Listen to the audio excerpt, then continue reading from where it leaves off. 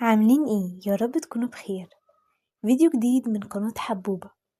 فيديو النهاردة مختلف. الفيديو ده معمول علشانكم انتوا.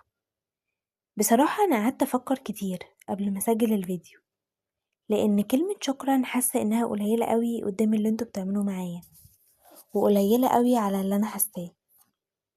الفيديو ده رسالة صغيرة ليكم انتوا.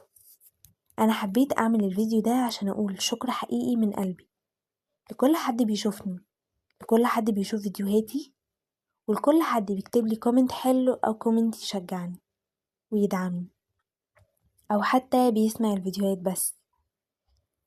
انا عارفة ان اي بداية مش سهلة، واي حد بيبدأ حاجة جديدة بيبقى محتاج دعم وكلمة حلوة، والدعم ده انا حسيت بيه منكم حتى لو بكلمة صغيرة، بس وجودكم فرق معايا جدا.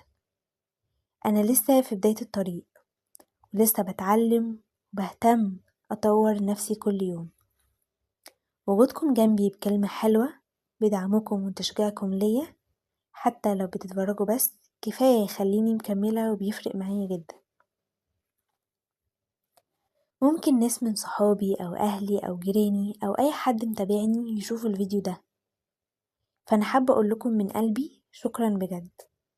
أنا ممتنة ليكم جدا، وشكرا إنكم موجودين معايا.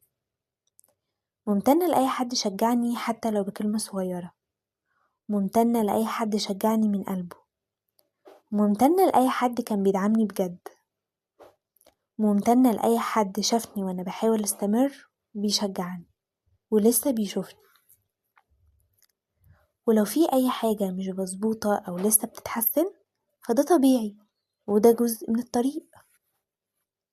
وأنا نفسي قناتي تبقى مكان بسيط نحس فيه بالراحة، بالكلام الحلو والدعم لبعض، ونحس إننا مش لوحدنا.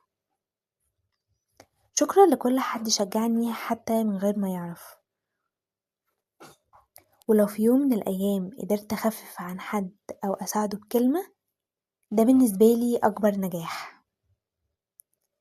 شكرا ليكم بجد على وقتكم وعلى دعمكم وعلى وجودكم معايا، واتمنى أكون دايما عند حسن ظنكم. وشكرا ليكم من قلبي بجد.